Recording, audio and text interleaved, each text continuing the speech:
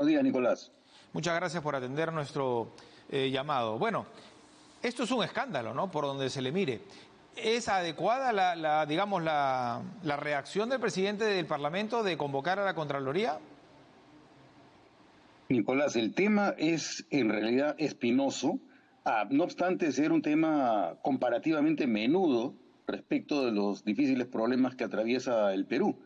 Pero más allá de lo que de menudo y de pequeño, diminuto, tenga la dimensión de que ha generado lo del el buffet y los gastos y tanta cosa, hay varias cosas que es importante tener presente. En primer lugar, el Congreso tiene autonomía administrativa, por lo tanto, los actos que son objeto de una decisión de la mesa directiva no son objeto, en principio, de revisión ni de control por la Contraloría. Recordemos que el propio Contralor es designado por el Congreso, a Correcto. propuesta del Poder Ejecutivo, pero designado por el Congreso, Tal cual. a través de la Comisión Permanente. Entonces, ese es un primer dato importante. El segundo es que no obstante que el Congreso tiene autonomía administrativa en materia de las decisiones que adopta la mesa directiva, si la mesa directiva solicita que la Contraloría intervenga para que revise la regularidad de los actos administrativos en el Congreso en materia de contrataciones o de lo que fuese, los procesos administrativos, en la materia respecto de la cual la Contraloría va a intervenir, no va a ser una materia que tenga que ver con actos que decide la mesa directiva. La competencia de la Contraloría va a empezar a partir de la regularidad de la intervención que tiene el servicio parlamentario en todos estos procesos administrativos. Esto, por lo demás, ya ha ocurrido y también tiene una larga historia. ¿Ya ha ocurrido antes? Bueno, sí, ha ocurrido antes y también pongamos un poco más de datos en el contexto. Recordemos que el tema del buffet, el famoso buffet, se inicia en el Congreso no con esta administración, ni con la administración del señor Kuczynski ni del señor Humala.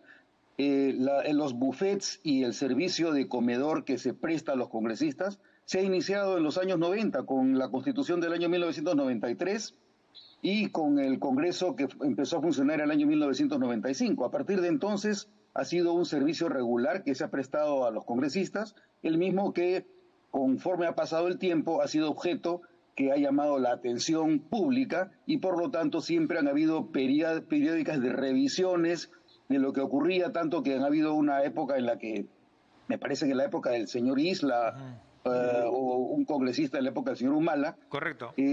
comenzó a esconderse el buffet para que no lo viera la prensa, se cerraban las puertas para que no vieran que los congresistas estaban comiendo.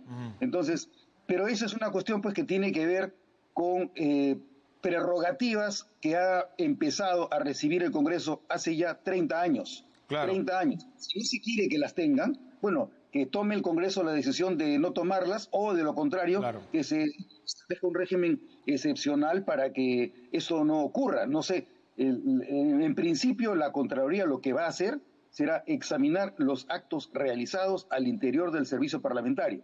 En otras palabras, el riesgo que existe es que la pita se rompa por el lado más débil. Correcto. Porque la mesa directiva no asumirá ninguna responsabilidad sobre la materia. No puede ser objeto de control. Primero, ayúdenos a entender, y a nuestros televidentes e internautas también, cuáles son las prerrogativas y facultades dentro del aparato parlamentario, ¿verdad? Porque tenemos a la mesa directiva, tenemos a la parte administrativa, tenemos al oficial mayor, ¿no? ¿Quiénes son los que toman las decisiones? Porque usted dice, efectivamente, recuerda que la mesa directiva es la que pone a disposición, supuestamente, de la Contraloría, y acá podría verse como que juez y parte, ¿no? Es decir, si el Congreso designa al Contralor, que el Contralor luego lo investigue. Pero este es a nivel de administración. Me ha hecho acordar, ya que menciona el periodo de Pedro Pablo Kuczynski, en ese primer parlamento, porque hubo dos en este lapso de 5 años, hubo una denuncia sobre computadoras, si mal no recuerdo, una adquisición también irregular, cuando fueron en búsqueda de la empresa, si mal no recuerdo tampoco fue en Trujillo, encontraron un cascarón, ¿no? Algo así similar a lo que ha pasado hoy día, más o menos, con la adquisición de alfombras Cuando han ido a encontrar, cuando han ido a buscar la razón social y cruzar información, con el domicilio fiscal había una pollería, ¿no? Este tipo de irregularidades son las que llaman poderosamente la atención de la ciudadanía. En efecto, y en el caso que tú mencionas de la compra de computadoras, no solamente fue un acto de control, eso fue un acto que ha llegado al Poder Judicial y según tengo entendido, el proceso penal aún no ha concluido. O sea, me parece que ahí se involucró a varios funcionarios de la República, o del Congreso, quiero decir, porque hubo irregularidades en el proceso de las compras. En el periodo del señor Pedro Pablo Kuczynski, es cierto, pero durante la presidencia en el Congreso, no recuerdo mal si es que sería de la señora Luz Salgado o del señor Luis Galarreta. Sí, en esos es de Luz procesos Salgado, fue de Luz Salgado. Se produjo el problema. Sí, correcto, correcto. Sí, fue de Luz Salgado, me recuerdo porque además fue justamente mientras que se cuestionaba al ministro Saavedra en su momento, ¿no? De Educación. En paralelo ocurría esto en el Parlamento Nacional. Ahora bien... En diciembre del año 2026. Entonces, 2021. lo que puede pasar en esta oportunidad, señor Delgado Guembes, es eso, que se investiguen puntualmente casos de encontrarse una irregularidad, más no el tema de los procesos dentro del Parlamento. Lo que se va a hacer es investigar si es que, de acuerdo a las normas vigentes en el momento en el que se toma la decisión por la mesa directiva, si de acuerdo a esas normas y directivas expedidas expresamente por la mesa directiva, se ha o no incurrido en un acto irregular. Es decir, si la mesa, por ejemplo, ha liberado de responsabilidad a quienes debían contratar un servicio determinado y ha señalado que se haga a dedo, es decir, que haya una contratación dirigida a una empresa en particular, eso libera de responsabilidad al funcionario. ¿El problema cuál es?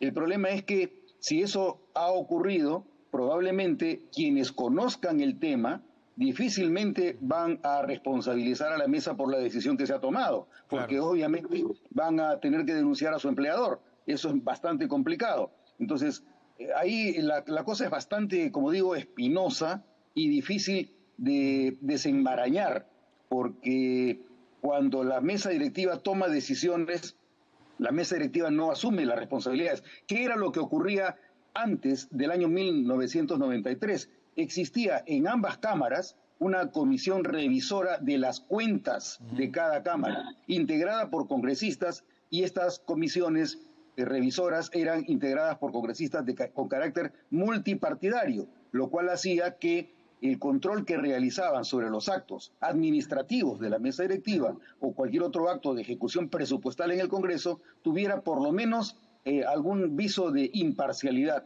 En este caso ya no existe esa comisión revisora de las cuentas del Congreso. Claro, en todo caso acá ya se hace uso y abuso de la autonomía, digamos. El problema es que cuando tú tienes congresistas que carecen de la suficiente experiencia para ver los límites morales, políticos, claro, y legales dentro de los cuales pueden tomar decisiones, obviamente te enfrentas con errores que no se pueden asumir correctamente porque son sorprendidos. Y encima si es que cuentan con funcionarios que no son precisamente imparciales. Por eso es que es necesario totalmente que el Congreso sea asistido por un servicio parlamentario con las mismas condiciones de imparcialidad con las que el Estado es atendido por el servicio diplomático, claro, y por las Fuerzas Armadas y la Policía Nacional. La imparcialidad de los funcionarios en el servicio parlamentario. Correcto. Por eso es necesario el estatuto del servicio parlamentario, que ha quedado en suspenso a partir de la presidencia del señor Luis Galarreta. Correcto, que la decisión no sea política en todo caso. O sea, ¿hasta dónde alcanza al presidente del Congreso o a toda la mesa directiva? ¿Son los que, digamos, aprueban todo tipo de adquisición?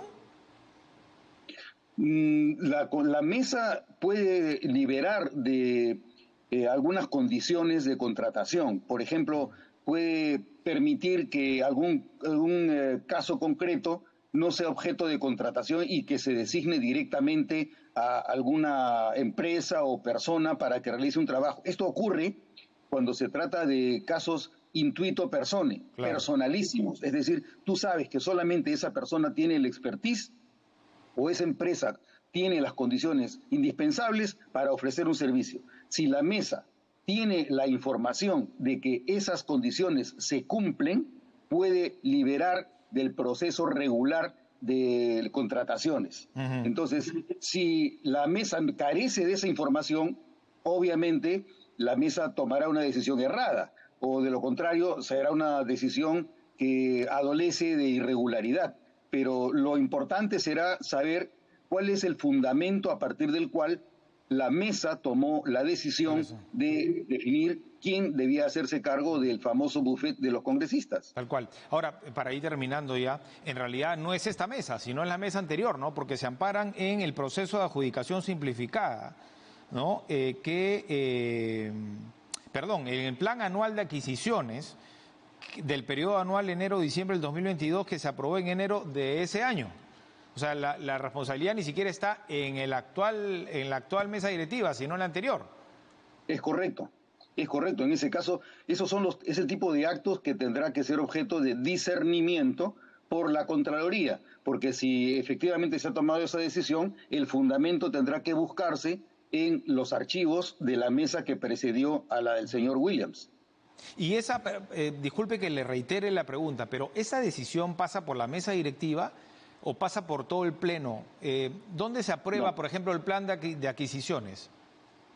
El plan de adquisiciones tiene que aprobarlo, obviamente, la mesa directiva a partir de las propuestas que se realiza por la Oficina de Logística, la Oficina de Abastecimiento, la Oficina de Planeamiento y Presupuesto, tiene que ver con procesos y estándares, y por último, la Dirección General de Administración del Congreso. Todos esos órganos intervienen dentro del plan de contratación. Lo normal es que se cumplan las reglas que señala la OCE, pero, como digo, hay excepciones y esas excepciones son las que debe tomar especialmente la mesa directiva. El presidente no, el presidente conoce el caso y lo lleva a la mesa, y la mesa es la que debate, claro. Pero aquí, digamos, los más congresistas están al margen, las demás bancadas están al margen. Ahí la mesa directiva nada más.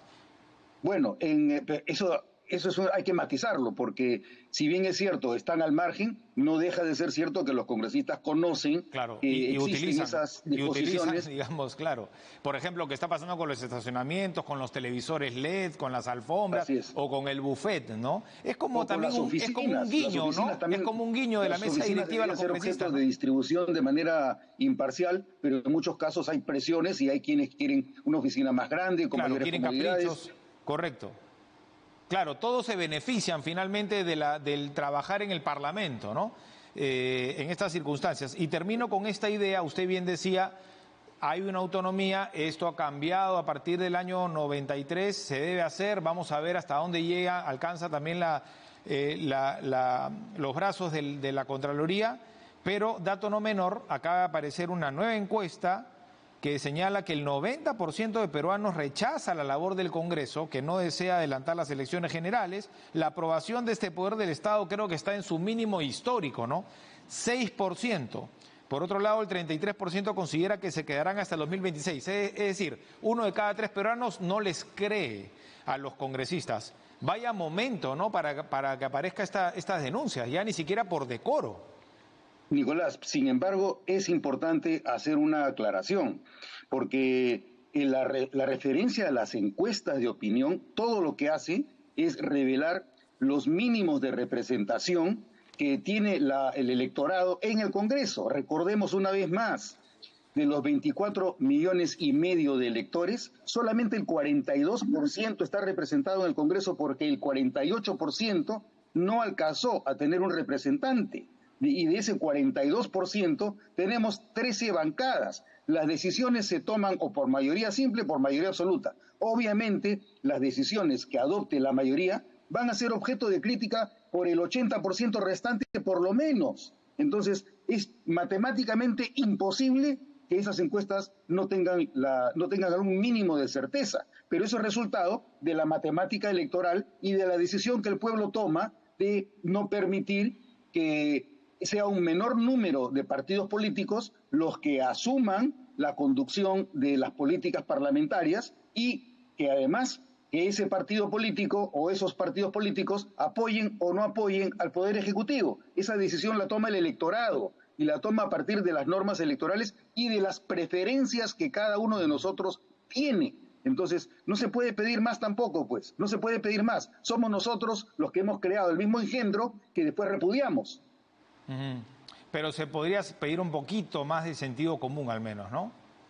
Bueno, efectivamente, el problema es que una vez que tú tienes una legitimidad legal, como la tienen en una democracia representativa, lo que necesitas es esa otra legitimidad de desempeño, claro, para correcto. lo cual tú tienes que tener ciertas competencias, las mismas que incluyen no solamente perfiles cognitivos, sino también perfiles morales. Nos vamos con esa reflexión. Muy amable, muchas gracias. César Buenos días, Delgado, Nicolás, hasta luego. ex oficial mayor, hoy en día profesor universitario en las materias de teoría